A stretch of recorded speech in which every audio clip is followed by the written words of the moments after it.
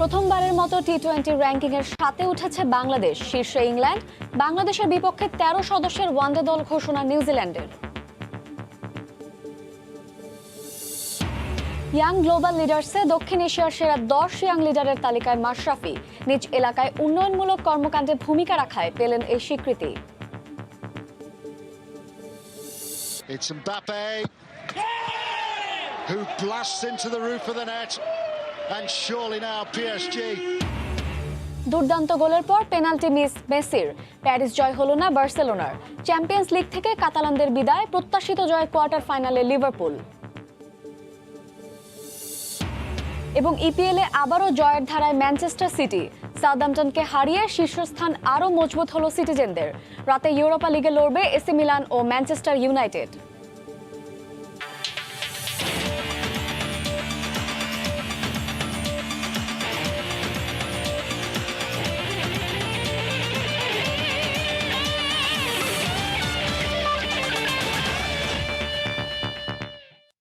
বিশ্বের নানা প্রান্তের খেলাধুলার খবর নিয়ে আমাদের নিয়মিত আয়োজন খেলার সময়। আর এই আয়োজনে আপনাদের সঙ্গে আছি আমি শায়লা রহমান ইমা। আইসিসি টি-20 র্যাঙ্কিংয়ে প্রথমবারের মতো 7 নম্বরে উঠেছে বাংলাদেশ। তালিকায় শীর্ষে অবস্থান করছে ইংল্যান্ড। আইসিসির ওয়েবসাইটে পুরুষদের টি-20 ফরম্যাটের সবশেষ র্যাঙ্কিং অনুযায়ী বাংলাদেশ প্রথমবারের মতো 7 নম্বরে উঠে এসেছে। শীর্ষে আছে ইংল্যান্ড, তাদের রেটিং পয়েন্ট 275। এছাড়া ভারত 268 রেটিং পয়েন্ট নিয়ে আছে 2 নম্বরে। পরে অবস্থান অস্ট্রেলিয়ার। 30 ম্যাচ খেলে অজিদের রেটিং পয়েন্ট 267। মাত্র 7 পয়েন্ট কম নিয়ে র্যাঙ্কিংয়ের 4 নম্বরে আছে পাকিস্তান। আর নিউজিল্যান্ড আছে 5 নম্বরে, তাদের রেটিং পয়েন্ট 253। 20 ম্যাচ খেলে 4583 পয়েন্টে ও 229 রেটিং পয়েন্ট নিয়ে র্যাঙ্কিংয়ের 7 নম্বরে উঠে এসেছে বাংলাদেশ। এই প্রথম টি-20 র্যাঙ্কিংয়ে এত ভালো অবস্থানে পৌঁছেছে টাইগাররা। বাংলাদেশের বিপক্ষে 13 সদস্যের ওয়ানডে দল ঘোষণা করেছে নিউজিল্যান্ড। দলে ডাক পাওয়া নতুন 3 সদস্য হলেন ডেভন কনওয়ে, উইল ইয়ং ও ড্যারেল মিচেল। কনওয়ের ইনজুরির কারণে বাংলাদেশের বিপক্ষে সিরিজ থেকে ছিটকে গেছেন কেন উইলিয়ামসন। তার পরিবর্তে দলকে নেতৃত্ব দেবেন টম ল্যাথাম। এছাড়া টাইগারদের বিপক্ষে সেরা পেস অ্যাটাকই রাখছে নিউজিল্যান্ড। টিম সাউদি ট্রেন্ট বোল্টের সঙ্গে আছেন কাইল জেমিসন ও ম্যাট হেনরি। ব্যাটিং অর্ডারে রয়েছেন অভিজ্ঞ ক্রিকেটার রস টেইলর, হেনরি নিকলস। এছাড়াও দলে আছেন মার্টিন গাপটিল, জিমি নিশাম ও মিচেল স্যান্টনার। দলে ডাক পাওয়া 29 বছর বয়সী কনওয়ে টি-20 দলে কিউইদের হয়ে খেলেছেন। গেল বছর ক্যারিবিয়ানদের বিপক্ষে টেস্টে অভিষেক হয় ইয়ংয়ের। আর মিচেলও টেস্টে আলো ছড়িয়েছেন। এবার ওয়ানডেতে অভিষেক হওয়ার অপেক্ষায় এই 3 ক্রিকেটার। 20 মার্চ ডানেডিনে প্রথম ওয়ানডেতে মুখোমুখি হবে বাংলাদেশ নিউজিল্যান্ড। ইয়াং গ্লোবাল লিডার্সের মতে দক্ষিণ এশিয়ার সেরা 10 ইয়াং লিডারের তালিকায় আছেন বাংলাদেশ জাতীয় ক্রিকেট দলের সাবেক অধিনায়ক মাশরাফি বিন মুর্তজা। নড়াইল 2 আসনের সংসদ সদস্য হিসেবে নিজ এলাকায় দারিদ্র্য দূরীকরণ ও ক্রীড়া প্রশিক্ষণ সহ উন্নয়নমূলক কর্মকাণ্ডে ভূমিকা রাখায় তিনি এই স্বীকৃতি পেলেন। ক্রিকেট মাঠের নেতা, রাজনীতির মাঠেও। তবে 20 বছরের খেলোয়াড়ি ক্যারিয়ারে কিংবদন্তি তুল্য হলেও জনপ্রতিনিধির বেশে নবীন। 2018 সালে একাদশ জাতীয় সংসদ নির্বাচনে নড়াইল 2 আসন থেকে আওয়ামী লীগের পক্ষে নির্বাচন করে সংসদ সদস্য নির্বাচিত হন মাশরাফি বিন মুর্তজা। নিজ এলাকা নড়াইলের উন্নয়নে তার উদ্যোগ কুড়িয়েছে প্রশংসা। এবার পেলেন সুইস সরকারের তত্ত্বাবধানে জেনেভা ভিত্তিক ইয়াং গ্লোবাল লিডার্সের স্বীকৃতি। দক্ষিণ এশিয়ার বাকি 9 সদস্যের মধ্যে 7 জন ভারত এবং 1 জন করে পাকিস্তান ও নেপাল থেকে নির্বাচিত হয়েছেন।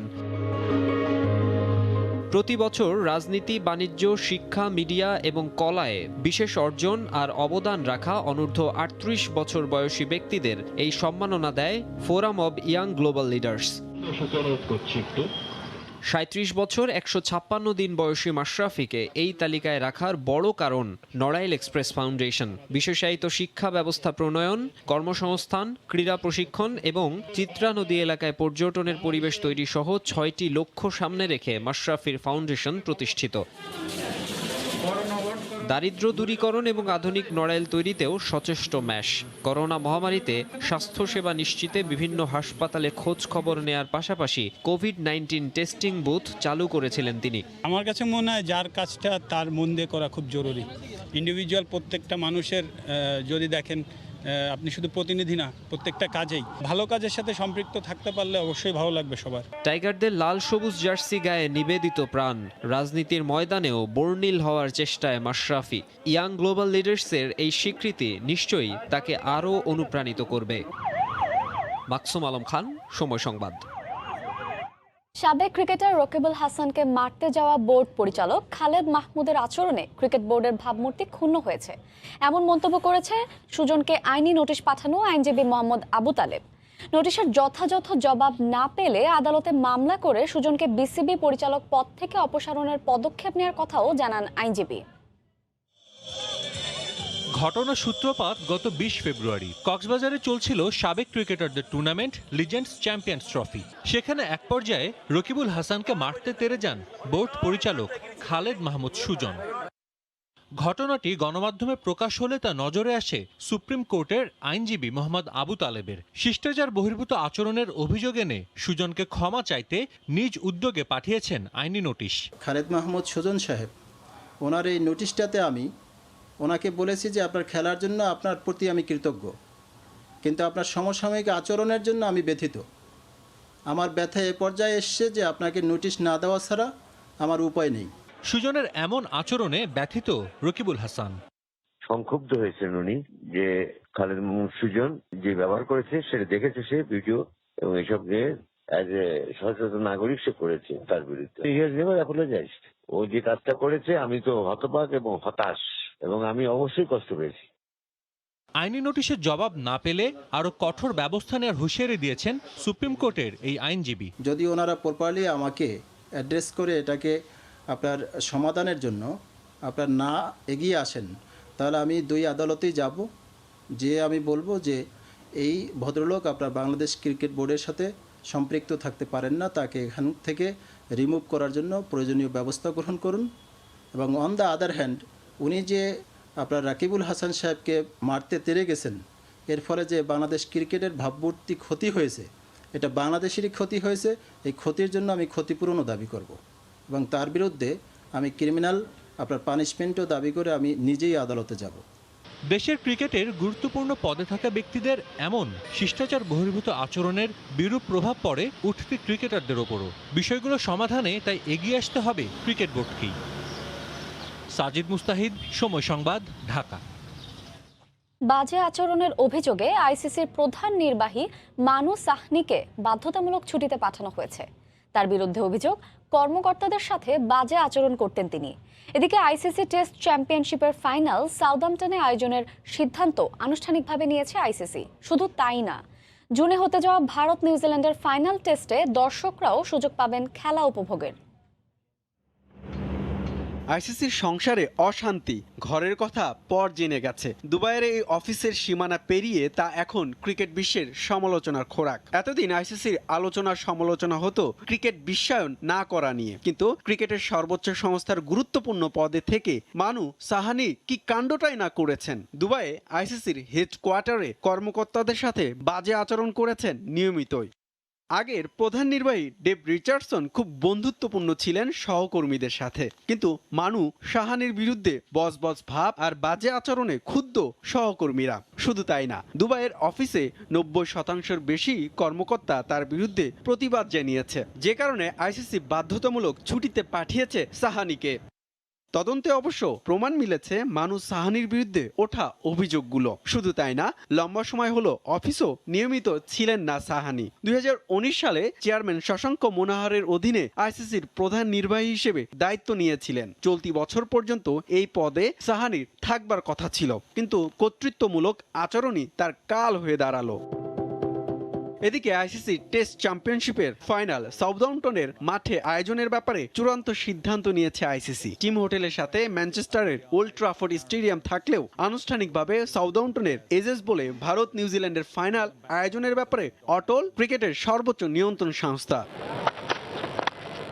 করোনা পরবর্তীকালে ইংল্যান্ড সর্বপ্রথম আন্তর্জাতিক ক্রিকেটে ফিরেছিল। ওয়েস্ট ইন্ডিজ পাকিস্তানের পর অস্ট্রেলিয়ার বিপক্ষে দ্বিপাক্ষিক সিরিজও খেলেছে তারা নিজেদের মাটিতে, কিন্তু কখনোই গ্যালারিতে দর্শক দেখা যায়নি। তবে যুক্তরাজ্যের করোনা পরিস্থিতি আগের চেয়ে উন্নতি হওয়ায় ভারত নিউজিল্যান্ডের ফাইনালে দর্শক প্রবেশের অনুমতি দেওয়া হয়েছে। তবে কত সংখ্যক দর্শক উপস্থিত হতে পারবেন সেই ম্যাচে, সেই সংখ্যাটা উল্লেখ করেনি আইসিসি। হুমায়ুন কবির, সময় সংবাদ। বড় স্বাগত খেলার সময়। দেশের ফুটবল জেলাগুলোতে লিগ আয়োজন করতে না পারলে ডিএফ এর দায়িত্ব আঁকড়ে ধরে রাখা যাবে না, প্রয়োজনে নতুন নেতৃত্বের হাতে দায়িত্ব বুঝিয়ে দিতে হবে। জেলা লীগ কমিটির প্রথম বৈঠক শেষে এ হুঁশিয়ারি দিয়েছেন বাফুফের সভাপতি কাজী সালাউদ্দিন। ফুটবল ফেডারেশনের নির্বাচনের পরপরই আলোচনা শুরু হয় জেলা লীগ নিয়ে। নামকাওয়াস্তে কয়েকটা জেলা তাতে পাশমার্ক পেলেও সবার অবস্থায় ছিল তথই বৈচ। টাকা নেই এই অজুহাতে বারবার পিছলে যাচ্ছিল তারা। কিন্তু নতুন মেয়াদে দায়িত্ব নিয়েই এসব হঠকারিতা বন্ধের জন্য হুঁশিয়ারি দিয়েছিলেন কাজী সালাউদ্দিন। কিন্তু তাতেও যে খুব একটা লাভ হয়েছে তা কিন্তু নয়, কারণ জেলা লীগ কমিটির প্রথম বৈঠকে উপস্থাপিত তথ্য অনুযায়ী এখনও লীগ নিয়ে কোনো যোগাযোগই করেনি 19 জেলা, আর নানাবিধ কারণে লীগ করতে পারছে না 8 জেলা। বাকিগুলোর কেউ লীগ করেছে তো কেউ করবে বলে আশ্বাস দিয়েছে মাত্র। এই অবস্থায় ডিএফএ নিয়ে নতুন করে ভাবার কথা জানালেন সভাপতি। Maximum districts are not very active. আমার মেসেজটা হলো ভেরি সিম্পল, যে ফুটবল গোটা দেশে হইতে হবে এবং আপনারা যারা যারা যেখানে আছেন, যাদের যারা যেই ভার দিয়েছেন, আপনারা আপনাদের কর্তব্য করেন, আমরা আমাদের কর্তব্য করব। সবাই যদি করি, that is the only time football এই দেশের হবে। বাংলাদেশের এসব কার্যক্রম নিয়ে প্রশ্ন তুলেছে খোদ ফুটবলের নিয়ন্ত্রক সংস্থা ফিফা। বিশাল সংখ্যার কাউন্সিলর এবং বিভিন্ন নামের কমিটি নিয়ে জানতে চেয়ে চিঠি দিয়েছে বাফুফে বরাবর। ফুটবলের সঙ্গে সংশ্লিষ্ট না থাকলে তাদের বাদ দেওয়ার পরামর্শ দিয়েছে তারা। এত নাম্বার ভোটার কেন, তারপরে অনেক অনেক জায়গায় আছে এরা কিভাবে ফুটবলের সাথে জড়িত, they want a lot of explanation. আরও আছে কমিটি, আমাদের যে কমিটি আছে বলে এত কমিটি কেন, যেরকম স্ট্যান্ডিং কমিটি অর্জন করেও 1/4 করতে বলছে। সভাপতির সুরে সুর মিলিয়েছেন ডিএফ এর দায়িত্বপ্রাপ্তরাও। কাজ না করতে পারলে সরে যাওয়া উচিত বলেই মনে করেন তারা। এখানে ব্যর্থ হওয়ার কোনো সুযোগ নেই। আমি যদি ব্যর্থ হই, আমি আমার পদ ছেড়ে আমাকে সরে যেতে হবে। যারা যোগ্য তাদেরকে পদ দিতে হবে। তো এখানে টাকা নিয়ে করে নেয়, তারা তাদের কারণ দেখিয়েছে। সমস্যা জর্জরিত জেলাগুলোকে সময় দিয়ে আপাতত নোটিশ দেবে বাফুফে। নিয়ন মোহাইমিন, সময় সংবাদ, ঢাকা। খেলার সময় আরও থাকছে টি-20 সিরিজ জয়ের পর ওয়ানডেতেও শুভ সূচনা ওয়েস্ট ইন্ডিজের। অ্যান্টিগায় শ্রীলঙ্কার বিপক্ষে 8 উইকেটের বড় জয় ক্যারিবিয়ানদের। শুধু আরিফেল ক্লাস পাইপই পারে মাটির 1250 ফুট নিচের চূড়ান্ত চাপেও টিকে থাকতে যুগের পর যুগ। 1 এপ্রিল উদ্বোধন করা হবে ফুটবল ফেডারেশনের জিমনেশিয়াম। কাজের অগ্রগতি পরিদর্শন করে একথা জানান ডেভেলপমেন্ট কমিটির চেয়ারম্যান আতাউর রহমান মানিক। মার্চের মধ্যে শেষ করতে হবে ফুটবল ফেডারেশনের জিমনেশিয়াম নির্মাণ কাজ। হাতে সময় নেই খুব একটা, কাজের অগ্রগতি কতটুকু তারই পরিদর্শনে ডেভেলপমেন্ট কমিটির চেয়ারম্যান। মূলত জাতীয় দলের অনুশীলন প্রাধান্য দিয়ে বানানো হচ্ছে এই জিমনেশিয়াম। এছাড়াও বাফুফে ডরমেটরিতে থাকা নারী দল এবং একাডেমির ফুটবলাররাও পাবেন এই জিম সুবিধা। নির্মাণ কাজ ঠিকভাবে এগুলে আগামী 1 এপ্রিল আনুষ্ঠানিক যাত্রা শুরু করবে এটি। 31 তারিখের মধ্যে আমরা এটা শেষ করব ইনশাল্লাহ। আর আমাদের ইকুইপমেন্টগুলোও এর মধ্যে চলে আসবে। আমরা আশা করতেছি আগামী মাস থেকেই এই জিমে আমাদের প্লেয়াররা ট্রেনিং করতে পারবে। একাডেমির সাথেই জিম থাকা দরকার, কিন্তু যদিও একাডেমিটা আমাদের একটু দূরে হচ্ছে, কিন্তু মাঠ এইটা তারা ইউজ করতে পারবে, ওই মাঠটাও ইউজ করতে পারবে, আর এই জিমটাই তারা ইউজ করবে। একাডেমিতে যারা থাকবে তারা এই জিমটাই ইউজ করবে। বাফুফের এই জিমনেশিয়ামে রক্ষা করা হবে আন্তর্জাতিক মান। এজন্য সরঞ্জামাদি আনা হচ্ছে আমেরিকা ও চীন থেকে। 2 ধাপে জিমের অভ্যন্তরে বসানো হবে এগুলো। উদ্বোধনের পরও আরও বেশ কিছু ইকুইপমেন্ট যুক্ত করা হবে এখানে। ফুটবল প্লেয়ারের জন্য জিমে যা যা ইকুইপমেন্ট থাকা দরকার সবগুলো ইকুইপমেন্টই এখানে রাখা হবে। তবে এক্ষেত্রে আমরা যেটা চিন্তা করেছি বা প্রেসিডেন্ট সাহেব যেটা ভাবছেন, যে 2 ফেজে আমাদের ইকুইপমেন্টগুলো বসানো হবে। প্রথম ফেজে কিছু ইকুইপমেন্ট দেওয়া হবে, পরবর্তীতে আরও গুরুত্বপূর্ণ যে ইকুইপমেন্টগুলো দরকার সেগুলো আসতে সময় লাগবে, এই কারণে সেকেন্ড ফেজে ওইগুলো এটার সাথে সন্নিবেশ করা হবে। দেশের ফুটবল ইতিহাসে প্রথম এই জিমনেশিয়ামটির নামকরণ করবে বাফুফে। তবে কার নাম এখানে শোভা পাবে তার নির্ধারণ হয়নি এখনো। এস এম ইকবাল, সময় সংবাদ, ঢাকা। বাংলাদেশ গেমসে অ্যাথলিটদের ভ্যাকসিনেশন আওতায় আনা সম্ভব না হলেও সবারই করোনা পরীক্ষা নিশ্চিত করা হবে, জানিয়েছেন অলিম্পিক অ্যাসোসিয়েশনের সহ সভাপতি বশির আল মামুন। বঙ্গবন্ধুর সমাধিস্থল টুঙ্গিপাড়া থেকে বাংলাদেশ গেমসের মশাল প্রজ্বলন করা হবে 30 মার্চ। করোনা থাবায় পুরো এক বছর পিছিয়েছে বঙ্গবন্ধু বাংলাদেশ গেমস। এর মধ্যে কমেছে গেমসের পরিধি, তারপরও প্রায় 8000 অ্যাথলিট নিয়ে আয়োজিত হতে যাওয়া এই আসরে তাদের স্বাস্থ্য সুরক্ষার চ্যালেঞ্জটা ঠিকই নিতে হচ্ছে কর্তৃপক্ষকে।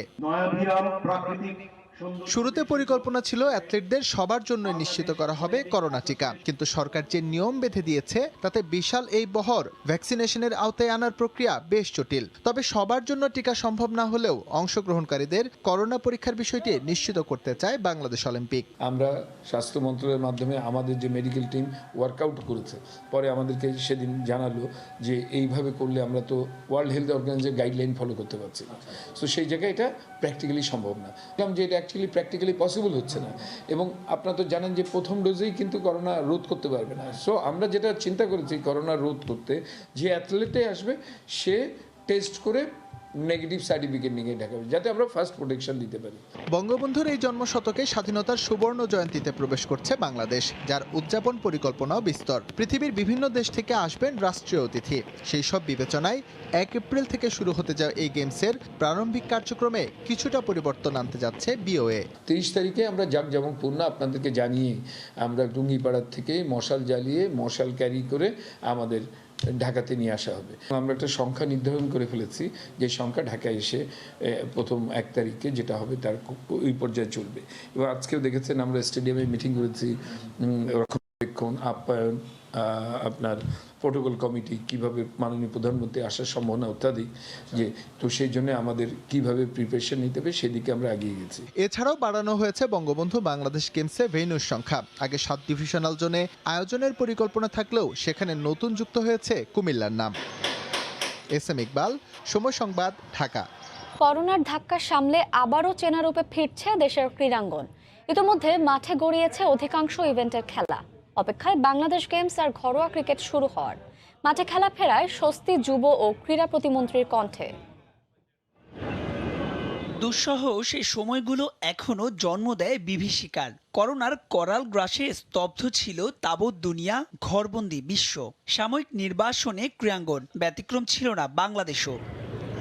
কোভিডের তাণ্ডব শেষ হয়নি এখনো, তবে নিউ নর্মাল লাইফে অভ্যস্ত হয়ে গেছেন সবাই। স্বাস্থ্যবিধি মেনে তাই তো মাঠে ফিরেছে খেলাধুলা। স্পোর্টসটা এমন একটি বিষয় যেটি আসলে মানুষের শারীরিক, মানসিক থেকে শুরু করে সব কিছুই এটার উপর নির্ভর করে। মানুষের ঘরে বসে থাকতে থাকতে মানুষ আসলে সকলেই অসুস্থ হয়ে যাচ্ছিল।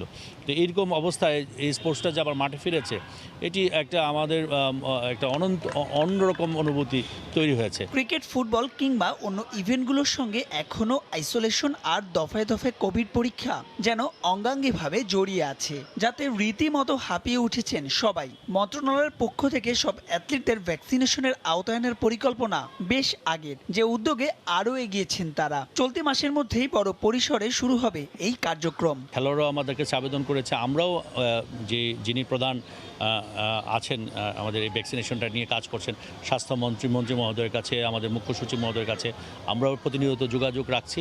আমরা আশা করি খুব শীঘ্রই যে ফেডারেশনগুলো যে চাহিদাগুলো দেবে সেই অনুযায়ী আমরা এটা ব্যবস্থা করতে পারবো। অ্যাথলিটদের ভ্যাকসিন দেওয়া হলে কোভিড প্রোটোকলের কড়াকড়ি কমবে বহু গুণে, আবারও চেনা রূপে ফিরবে ক্রীড়াঙ্গন। মাহবুব রিমন, সময় সংবাদ, ঢাকা। ইউরোপা লিগের খবর। রাউন্ড অফ 16-এর প্রথম পর্বের লড়াইয়ে মুখোমুখি হবে English giant Manchester United, Italian giant AC Milan. Old ট্রাফোর্ডে দুই দলের ম্যাচটি শুরু হবে বৃহস্পতিবার বাংলাদেশ সময় রাত 11:55। লিগের মাঝে বিরতি দিয়ে আবারও মাঠে গড়াচ্ছে ইউরোপা লিগের খেলা। এবার ওল্ড ট্রাফোর্ডে ইংলিশ জায়ান্ট ম্যানচেস্টার ইউনাইটেডের মুখোমুখি হওয়ার অপেক্ষায় Italian giant AC Milan. English premier লিগে পয়েন্ট টেবিলে 2 নম্বরে আছে ম্যানচেস্টার, অন্যদিকে এসি মিলানও তাদের সিরিয়ায় অবস্থান করছে 2 নম্বরে। তাই ওল্ড ট্রাফোর্ডে ইউরোপা লিগের রাউন্ড অফ 16-এর প্রথম পর্বের এই লড়াইটা যে জমজমাট হবে তা অনেকটা অনুমেয়ই। এই প্রথম ইউরোপা লিগের মঞ্চে মুখোমুখি হচ্ছে দু দল, কিন্তু অন্য যে কোনো প্রতিযোগিতায় 10 বার দেখা হয়েছে দু দলের। লিগে শেষ ম্যাচে ম্যানচেস্টার ডার্বিতে সিটিকে হারিয়ে ফুরফুরে মেজাজে আছে ইউনাইটেড, যদিও তার আগে 3 ম্যাচে গোল শূন্য ড্র নিয়ে মাঠ ছাড়তে হয়েছে রেড ডেভিলদের। এবার নিজেদের মাঠে সব সুবিধা কাজে লাগিয়ে জয় তুলে নিতে চাইবে সোলশায়ারের দল। তবে স্বাগতিক শিবিরে আছে বেশ কিছু ইনজুরি সমস্যা। পল পগবা, ডেভিড ডিহিয়া, হুয়ান মাতা কিংবা ফিল জোন্স, কাউকেই পাচ্ছে না তারা। রাশফোর্ড, কাভানি, লুক শকে নিয়েও আছে শঙ্কা। তবে ফার্নান্দেস, মার্শাল, হেন্ডারসন, ম্যাকটোমিনেদের নিয়ে আশার আলো দেখছেন সোলশায়ার। অন্যদিকে এসি মিলান ইউরোপা লিগের টানা 5 ম্যাচে হারের মুখ দেখেনি, তাই তারা চাইবে এই ধারাবাহিকতা ওল্ড ট্র্যাফোর্ডেও ধরে রাখার। এদিকে মিলানের ইনজুরি তালিকাটাও দীর্ঘ। মানজুকিচ, মালদিনি, জলাতান ইব্রাহিমোভিচ সবাই মাঠের বাইরে, তাই দল সাজাতে কিছুটা বেগ পেতে হতে পারে কোচ স্টেফানো পিওলির। ফারজানা মুমু, সময় সংবাদ। টি-20 সিরিজ জয়ের পর ওয়ানডেতেও শুভ সূচনা হলো ওয়েস্ট ইন্ডিজের। 3 ম্যাচ সিরিজের প্রথম ওয়ানডেতে অ্যান্টিগা শ্রীলঙ্কাকে 8 উইকেটে হারিয়েছে ক্যারিবীয়রা। টস জিতে আগে ব্যাটিংয়ে নেমে ওপেনিং জুটিতে 105 রান যোগ করে লঙ্কানরা। করুণারত্নে 52 ও গুনাথিলাকা করেন 55 রান। এই ম্যাচে গুনাথিলাকার অবস্ট্রাক্টিং দ্য ফিল্ড আউটের সিদ্ধান্ত নিয়ে বেশ বিতর্কের সৃষ্টি হয়েছে। তার ওই আউটের পরই দ্রুতগতিতে উইকেট হারিয়ে বিপাকে পড়ে লঙ্কানরা। শেষ দিকে অ্যাশেন বান্দারার 50-তে 232 রান তুলতে সক্ষম হয় সফররতরা। জবাব দিতে নেমে 65 রানের ইনিংস খেলে দলীয় 143 রানে আউট হন এভিন লুইস। তবে অপর প্রান্তে ক্যারিয়ারের 10ম সেঞ্চুরি তুলে নেন সেই হোপ। 110 রানের ইনিংস খেলেন তিনি। 2 উইকেট হারিয়ে লক্ষ্যে পৌঁছে যায় পোলার্ডের দল। খেলার সময়ের শিরোনামগুলো জানিয়ে দিচ্ছি আবারও। প্রথমবারের মতো টি-20 র্যাঙ্কিংয়ের সাথে উঠেছে বাংলাদেশ। শীর্ষে ইংল্যান্ড। বাংলাদেশের বিপক্ষে 13 সদস্যের ওয়ানডে দল ঘোষণা নিউজিল্যান্ডের। ইয়াং গ্লোবাল লিডার্সে দক্ষিণ এশিয়ার সেরা 10 ইয়াং লিডারের তালিকায় মাশরাফি। নিজ এলাকায় উন্নয়নমূলক কর্মকাণ্ডে ভূমিকা রাখায় পেলেন এই স্বীকৃতি। এবং দুর্দান্ত গোলের পর পেনাল্টি মিস মেসির। প্যারিস জয় হলো না বার্সেলোনার। চ্যাম্পিয়ন্স লিগ থেকে কাতালানদের বিদায়। প্রত্যাশিত জয় কোয়ার্টার ফাইনালে লিভারপুল। এই ছিল খেলার সময়। সঙ্গে থাকুন সময়ে।